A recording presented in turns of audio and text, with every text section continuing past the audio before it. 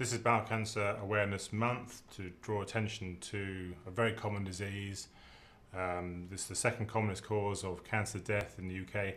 Everybody will know someone who's been affected by colon cancer. It affects 38,500 people in the UK every year, which is more than 100 people every day. Colorectal cancer is principally a disease of advancing age, so something in the region of 8 out of 10 patients who have colorectal cancer will be over the age of 60. That's simply because you've been around long enough, if you like, to develop the genetic problems that develop into a cancer.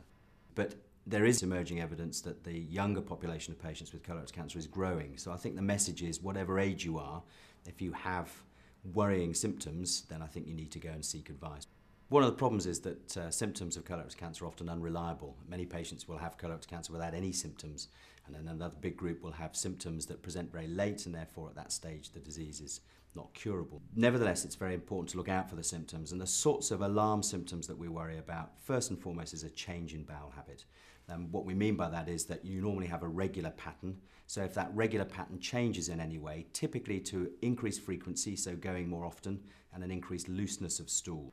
Bleeding is another one. The trouble with bleeding is that bleeding can simply be hemorrhoids or something very simple, but it can also herald colorectal cancer. And again, not worrying about single episodes often, it's sustained pattern of bleeding over a period of time. The research undertaken by the London Clinic suggested that 50% of patients, even if they had rectal bleeding, wouldn't go and seek advice about it from their GP, knowing that there might be a problem. And about 1 in 10 patients will be too embarrassed to talk about any of their symptoms, even to sort of close family members. But it really is very important, if you develop those symptoms, to think about going to seek advice from a healthcare professional. There are various lifestyle measures which may reduce the likelihood of developing colon cancer. A diet which is rich in fruit and vegetables may be of benefit. Reduce the amount of red meat in our diet may be of benefit. Taking a regular daily aspirin has been shown to reduce the risk of developing polyps, and it may also give you some benefit against colorectal cancer. Screening for colorectal cancer is targeted at those who do not have symptoms, because we're trying to detect early lesions which will develop into colorectal cancer, a thing called a polyp, and remove them. Then that gives at least an 80% reduction in the risk of subsequently developing colorectal cancer.